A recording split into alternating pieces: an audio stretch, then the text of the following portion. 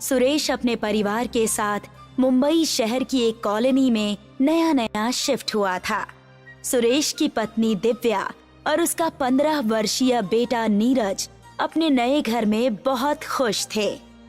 पापा, ये घर तो बहुत ही ज्यादा सुंदर बना हुआ है। हमारे पिछले घर से तो ये बहुत ज्यादा अच्छा है। हाँ, खुशकिस्मती से हमारे घर के अंदर ही एक छोटा सा गार्डन भी है। तुम अपने दोस्तों के साथ यहाँ घर पर क्रिकेट आराम से खेल सकते हो। आपसे कितनी बार कहा है पापा, मैं फुटबॉल खेलता हूँ। इतना बोलकर नीरज फुटबॉल लेकर घर से बाहर की ओर निकल गया और फुटबॉल खेलने लगा। मगर खेलते हुए नीरज की फुटबॉल अचानक हवा में उछलते हुए बाहर की ओर चली गई। नीरज दौड़ता हुआ बाहर की ओर गया। उसने देखा कि उसकी फुटबॉल एक गड्ढे के अंदर गिरी हुई थी। इस कॉलोनी में इतना बड़ा गड्ढा भी है। कहीं गलती से किसी बच्चे का अगर पैर पड़ गया तो उसे तो चोट लग जाएगी। मुझे पापा को बताना पड़ेगा। इतना बोलकर नीरज उस गड्ढे के करीब चला गया। मगर जैसे ही उसने अपनी फुटबॉल वहां से उठाने की कोशिश की, अचानक गड्ढे के अंदर से 2 बड़े बड़े हाथों ने निकलकर नीरज का गला कसकर दबोच लिया। कौन हो तुम? मुझे छोड़ दो, मुझे छोड़ दो, मुझे जाने दो। तभी गड्ढा और ज्यादा गहरा हो गया और देखते ही देखते एक विशाल कुएं में परिवर्तित हो गया। नीरज उस कुएं के अंदर गिरता चला गया। कुछ देर बाद वो कुआं फिर से एक गड्ढे में परिवर्तित हो गया। रात के 10 बज चुके थे। नीरज के माता पिता परेशान थे। जाकर देखिए तो सही, नीरज अभी तक घर नहीं आया। अब तो मुझे भी टेंशन होने लगी है दिव्या। मैंने इस कॉलोनी के हर एक सदस्य से पूछा, मगर किसी ने भी नीरज को नहीं देखा। हम यहाँ पर 2 दिन पहले ही शिफ्ट हुए हैं। अभी तो उसका कोई दोस्त भी नहीं बना। अभी तो उसने स्कूल जाना भी शुरू नहीं किया। मुझे बहुत घबराहट हो रही है। आप जाकर पता करिए, आखिर मेरा बेटा कहाँ चला गया। तुम चिंता मत करो। लगता है मुझे अब पुलिस में जाकर कंप्लेन करनी ही पड़ेगी।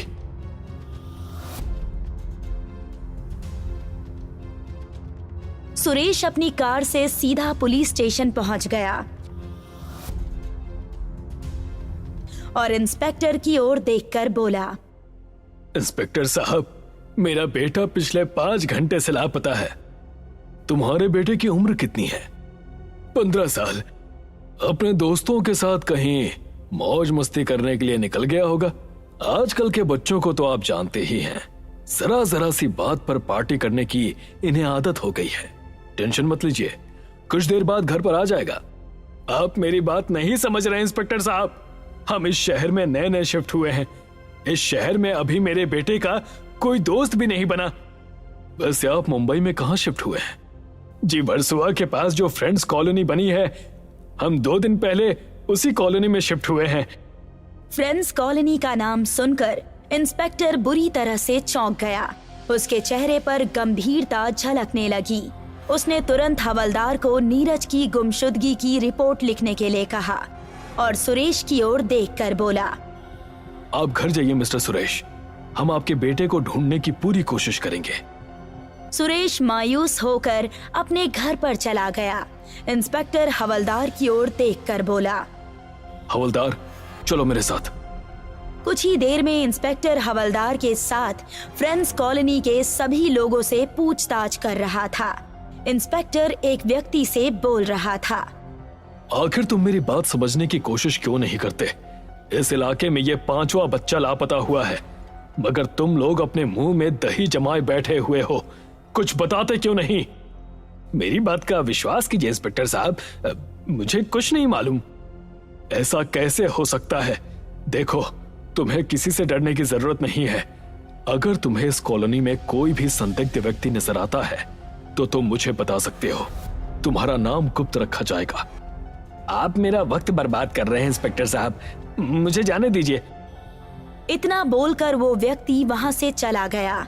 इंस्पेक्टर गुस्से से अपनी कार में बैठकर हवलदार से बोला, समझ में नहीं आता कि इस कॉलोनी के लोगों के अंदर इंसानियत नाम की कोई चीज है भी या नहीं।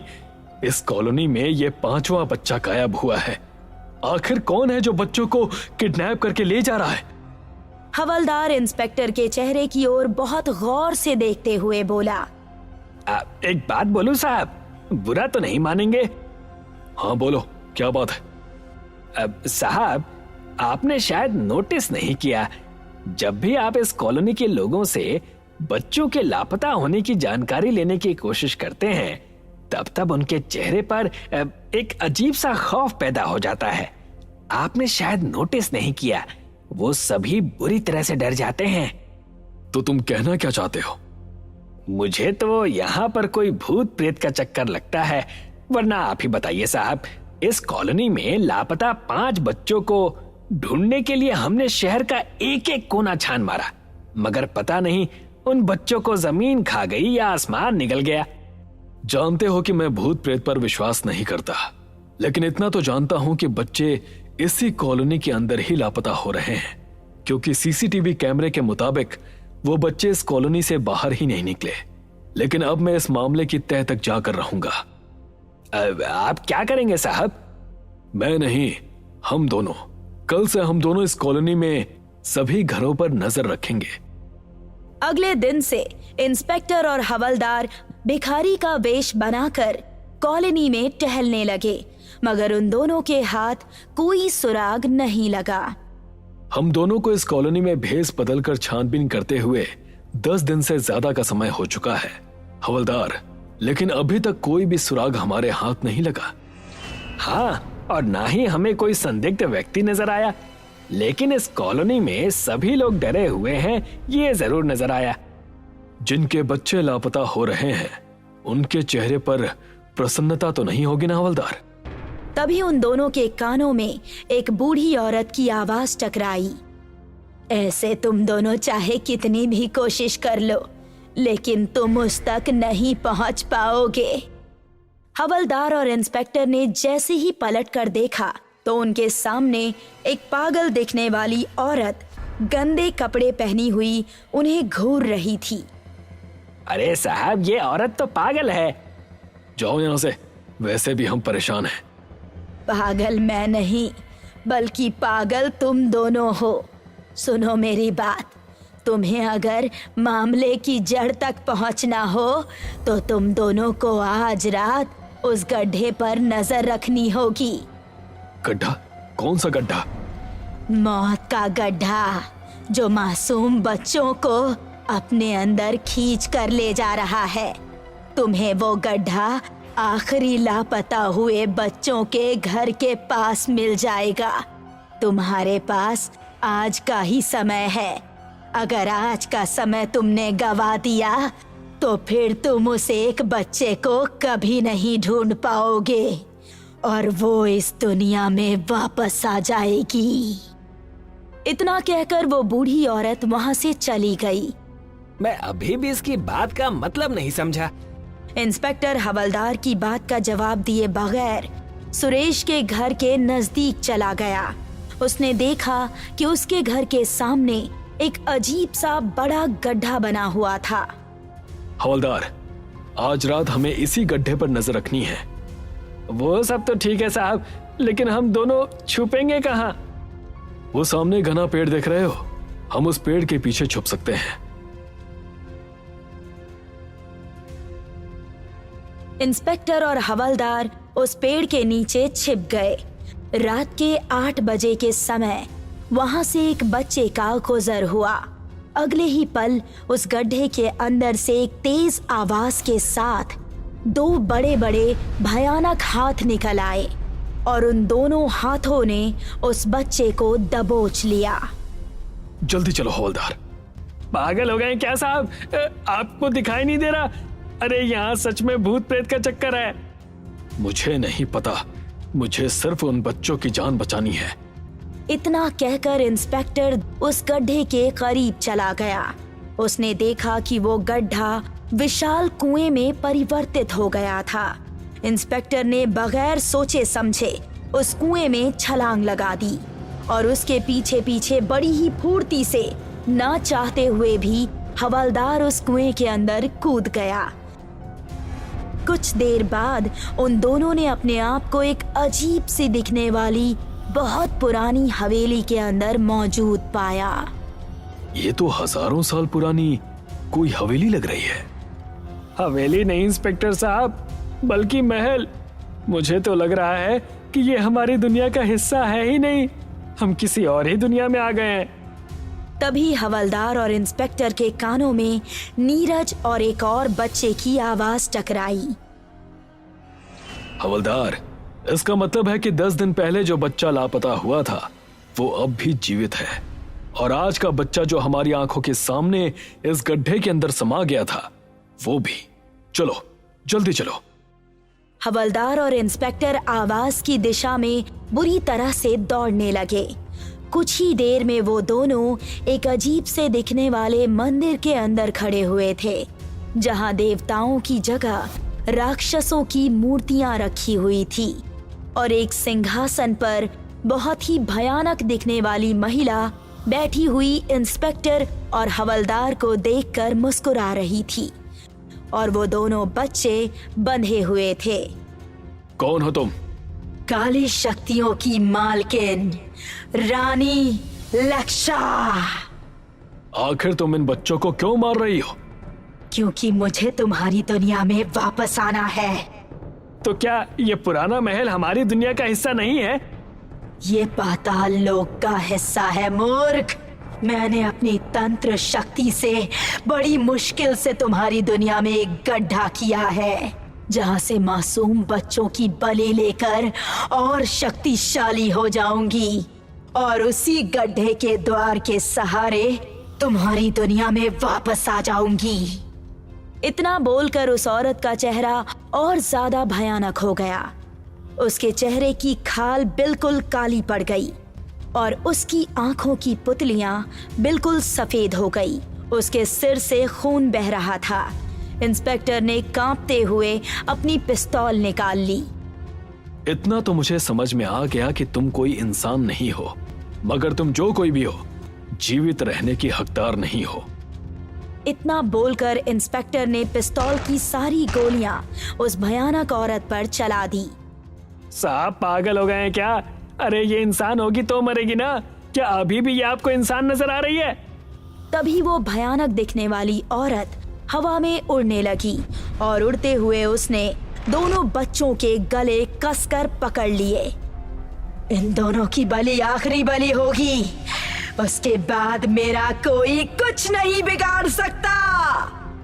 इंस्पेक्टर ने जैसे ही उसे रोकने की कोशिश की, अचानक वो हवा की रफ्तार से पीछे उड़ता हुआ एक चट्टान से टकरा गया।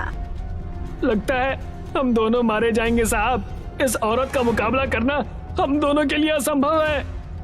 शायद तुम सही कह रहे हो हवलदार, हमारी पिस्तौल की गोलियां भी इसके शरीर का कुछ नहीं बिगाड़ पाई। इंस्पेक्टर ने इतना कहा ही था कि तभी उन दोनों के कानों में उसी पागल औरत की आवाज टकराई। इतनी जल्दी हिम्मत मत हारो, तुम दोनों ही काली शक्तियों की मालकिन रानी लक्षा का अंत कर सकते हो। इंस्पेक्टर और हवलदार ने देखा वही पागल औरत खड़ी हुई थी, मगर वो इस समय महारानियों वाले कपड़े पहनी हुई थी। तुम यहाँ कैसे? कौन हो तुम?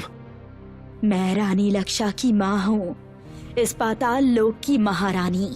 मेरी बेटी ने मुझे सिंहासन से उतार कर पूरे पाताल लोक पर कब्जा कर लिया, और अब वो इंसानों की बलि देकर इंसानों की दुनिया में आना चाहती है, ताकि वो इंसानों का खून बहाकर शैतान को खुश कर सके। अगर ऐसा हो गया तो फिर दुनिया में तबाही मच जाएगी।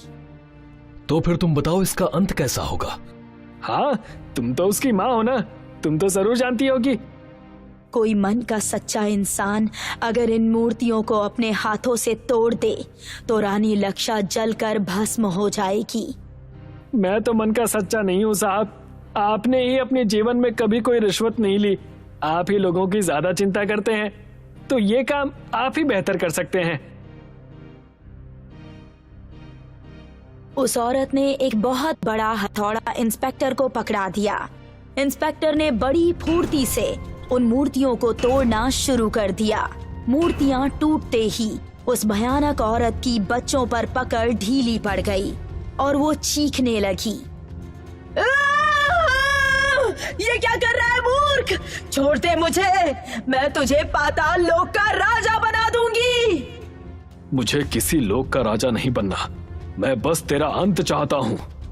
इतना बोलकर इंस्पेक्टर ने आखिरी मूर्ति भी तोड़ दी। वो भयानक दिखने वाली औरत जलकर भस्म हो गई। उसके भस्म होते ही इंस्पेक्टर, हवलदार और उन बच्चों ने अपने आप को उस गड्ढे के बाहर मौजूद पाया, मगर अब वहाँ कोई गड्ढा नहीं था। वैसे साहब, इस घटना के बारे में अब रिपोर्ट में क्या लिखेंगे? कुछ घटनाएं रिकॉर्ड में दर्ज नहीं की जाती हवलदार, बल्कि उन्हें हमेशा याद रखा जाता है। इतना बोलकर इंस्पेक्टर नीरज उन बच्चों की ओर देखकर बोला, अब तुम दोनों अपने घर जा सकते हो। वो दोनों बच्चे खुश होते हुए अपने अपने घर चले गए और अब उस गड्ढे के रहस्य का खौफ भी खत्म हो चुका था। ये फरवरी की सर्द रात थी। शहर की चहल पहल से दूर एक वीरान जंगल वाले इलाके में एक अघोरी अग्नि कुंड के सामने बैठकर मंत्र बुदबुदा रहा था। उसकी नजर कभी कुंड की आग पर जाती तो कभी चांद के ऊपर, जिस पर धीरे धीरे ग्रहण लग रहा था।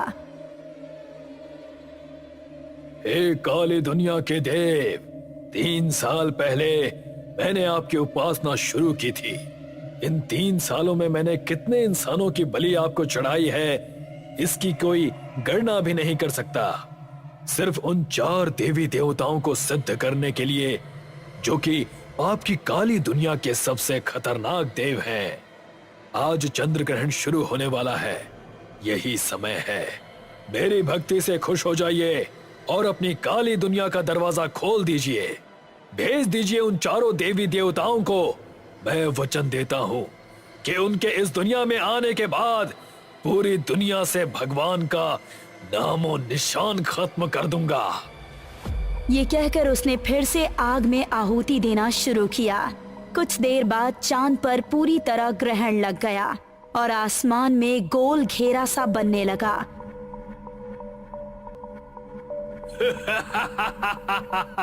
समय आ गया है। जय हो काली दुनिया के देव। अब मौसम खराब होने लगा। शरीर को कपा देने वाली तेज तूफानी हवाएं चलने लगी और अजीब सा शोर होने लगा। जय हो काली दुनिया के देव। अगले ही पल आसमान में आए हुए उस घेरे से लाल लाल रोशनी निकलकर जमीन पर पड़ने लगी। अब इस दुनिया में मुझसे शक्तिशाली कोई नहीं होगा। कोई नहीं होगा। वो रोशनी अब और तेज हो गई, लेकिन तभी कुछ एक जैसे ही दिखने वाले तांत्रिक वहां आ पहुंचे। तुम लोग यहाँ क्या कर रहे हो? हम तुम्हें ये शैतानी सिद्धि नहीं करने देंगे। अब तो बहुत देर हो चुकी है, अब कुछ नहीं कर सकते तुम लोग। तभी उन आदमियों में से 2 आदमियों ने उस अघोरी को पकड़ लिया और वो तांत्रिक उसी कुंड के पास हाथ में मटकी पकड़े आंखें बंद करके तेज तेज मंत्रों का जाप करने लगे। उस लाल रोशनी से एक काले धुएं जैसी चीज नीचे आई, लेकिन वो जमीन पर ना आकर एक मटकी में चली गई। मटकी में जाते ही उस तांत्रिक ने मटकी का मुंह एक कपड़ा ढककर बंद कर दिया। नहीं, तुम ये ठीक नहीं कर रहे। इसी तरह अब एक एक करके और काले धुएं जैसी वो शक्ति आसमान से नीचे आई और बाकी मटकियां भी उसी तरह बंद कर दी गई। नहीं! अब हमें देर नहीं करनी चाहिए। हमें 3 सालों तक इन मटकियों को यहीं इसी जगह सुरक्षित रखना होगा, वरना इसे इस काम का मौका मिला तो ये विघ्न डाल देगा। इसे खत्म करने में ही पूरे संसार की भलाई है। ये सुनते ही उनमें से एक आदमी ने अघोरी के पेट में छुरा मार दिया। अघोरी के पेट से खून की धार और मुंह से चीख निकली और वो जमीन पर गिरकर तड़पने लगा। उसके मरने के ठीक बाद ही वो लोग भी वहां से चले गए और चारों तरफ सन्नाटा छा गया। रिहान कॉलेज कैंटीन में अकेला बैठा था। उसकी टेबल पर कॉफी रखी थी, जिसकी चुस्कियां लेते हुए वो अपने हाथ में पकड़े मोबाइल की स्क्रीन पर स्क्रॉल कर रहा था। कब आएंगे यार ये लोग? हमेशा मुझे ही इंतजार करवाते हैं। अरे इतना भी इंतजार नहीं करवाते यार, तू तो नाराज हो रहा है। ये अर्जुन की आवाज थी जो कि पीछे से आई थी।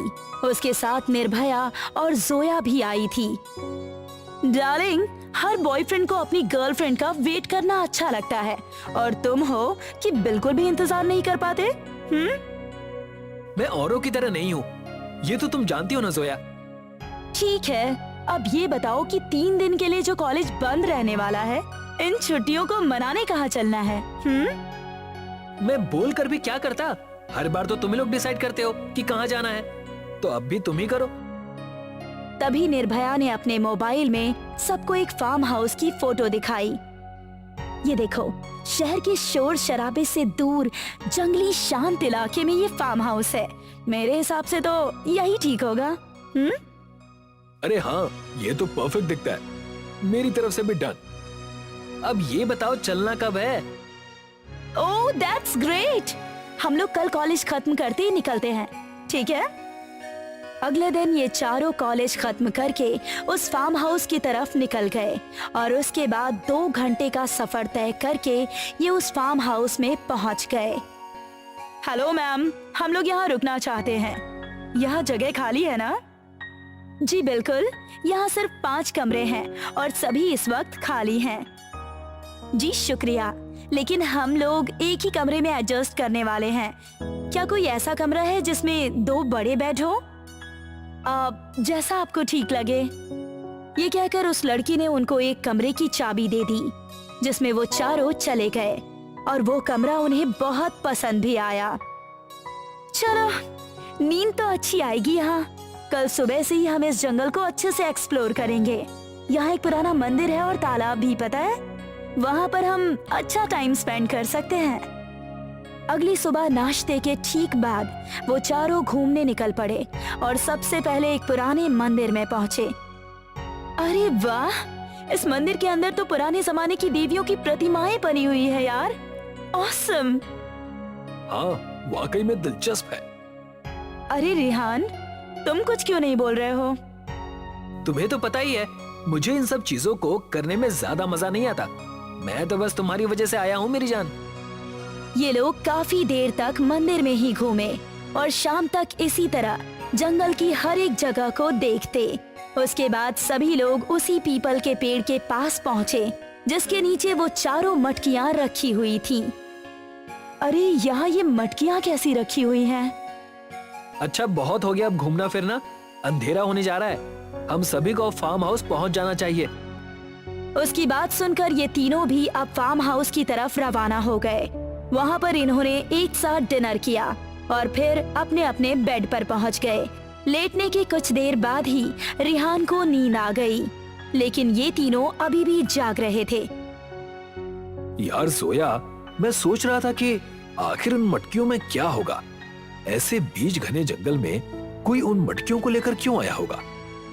यही सवाल तो मेरे मन में भी उठ रहा है। तो फिर देर किस बात की, चलो अभी चलकर देख लेते हैं। लेकिन ये रिहान मुझे जाने नहीं देगा यार। अरे ये तो सो चुका है, हम होकर वापस भी आ जाएंगे और उसे कुछ पता भी नहीं चलेगा। ये तीनों अब एक एक करके रूम से बाहर आए और उस लड़की को समझाकर फार्म हाउस से निकल गए। अब देखते हैं कि क्या है इन मटकियों में। तू तो ऐसे एक्साइटेड हो रहा है जैसे कि उसके अंदर कोई खजाना मिलने वाला हो। ये तीनों अब कुछ देर चलने के बाद उसी पीपल के पेड़ के पास उन मटकियों के पास पहुंच गए। रात के टाइम ये जगह बहुत सुनसान और डरावनी लग रही थी, लेकिन इन तीनों के दिमाग पर छाई हुई मस्ती के आगे इनको कुछ भी डरावना महसूस नहीं हो रहा था। ठीक है, तो हम लोग इन मटकियों को तोड़ेंगे और देखेंगे कि इनके अंदर क्या निकलता है, ठीक है? हाँ ठीक है, देखते हैं। ये कहकर इन तीनों ने अपने अपने हाथ में एक एक पत्थर उठाया ठीक है तो गेट सेट गो। ये कहते ही तीनों ने अपने हाथों में पकड़ा हुआ पत्थर अलग अलग मटकियों पर दे मारा और इस तरह तीनों मटकियां फूट गईं। मटकी फूटते ही उनके अंदर से काला धुआं निकलने लगा और उन तीनों की तरफ बढ़ने लगा। ये देखकर इन तीनों की अब हवा खराब हो गई थी। तभी मौसम बदला और बिजली कड़कने लगी। अरे बाप रे, भागो, बारिश आ गई तो हम वापस नहीं जा पाएंगे। चलो चलो चलो, जल्दी चलो। ये तीनों दिल में अजीब सा डर लिए वापस फार्म हाउस की तरफ भागे और वो काला धुआं भी इन तीनों के पीछे पीछे ही आ रहा था। ये फार्म हाउस पहुंचे तो वो धुआं भी इन तीनों के साथ फार्म हाउस के अंदर इनके कमरे में घुस गया। थैंक गॉड यार, ये जागा नहीं। ये कहकर जोया भी रिहान के बराबर में ही अपनी आंखें बंद करके लेट गई।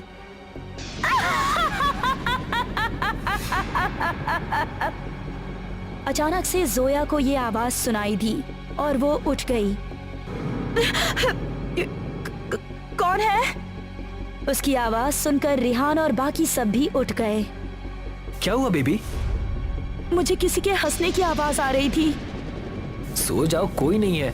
मुझे तो कोई आवाज सुनाई नहीं दी। जोया को समझ तो कुछ भी नहीं आया, लेकिन फिर भी वो वापस लेट गई। तभी एक और हंसी की आवाज निर्भया और अर्जुन को भी सुनाई दी और वो भी उठ बैठे। कौन है? अरे अब तुम्हें क्या हो गया? हमें किसी के हंसने की आवाज सुनाई दी।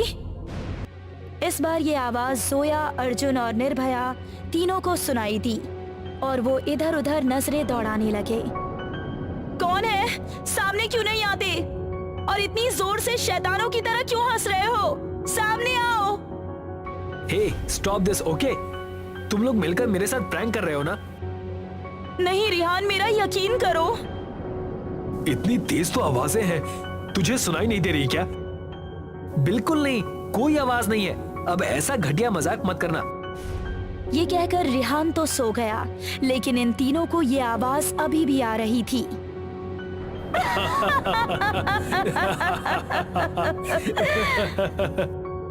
और काफी देर बाद ये आवाज आनी बंद हुई।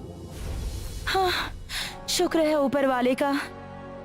ये तीनों अब आंखें बंद करके लेट तो गए, लेकिन इनके दिल में अजीब सा डर उभर रहा था। ऐसा लग रहा था कि कोई अदृश्य शक्ति इनके आसपास घूम रही है। अगली सुबह चेकआउट करके ये लोग वहां से निकल गए और दोपहर 12 बजे तक ये अपने घर भी पहुंच गए। उसी रात अर्जुन अपने कमरे में बैठा स्टडी कर रहा था। तभी उसको वही हंसने की आवाज सुनाई दी।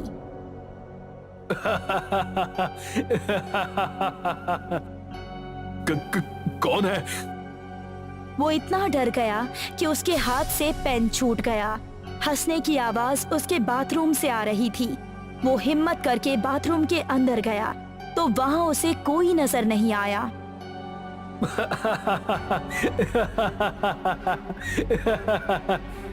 ये आवाज क्यों सुनाई दे रही है?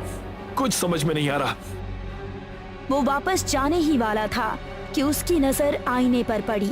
उसने देखा कि उसके ठीक पीछे एक काला धुआं सा गोल गोल घूम रहा है और उस धुएं ने एक इंसान का आकार लेना शुरू कर दिया।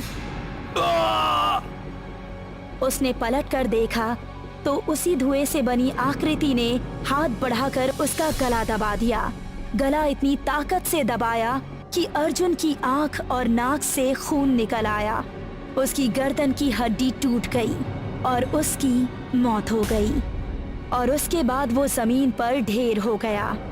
वो काला धुआं अभी भी उसके शरीर के आसपास ही घूम रहा था। तभी अर्जुन के शरीर से सफेद धुआं सा निकला, जिसके साथ वो काला धुआं किसी धागे की तरह बंध कर आसमान की ओर उड़ गया। आसमान में वही लाल रोशनी नजर आई और उसी दरवाजे के जरिए वो धुआं काली दुनिया में चला गया। दूसरी तरफ जोया भी अपने कमरे में बैठी हुई थी। तभी उसको भी अपने बेड के नीचे से एक औरत के हंसने की आवाज आई।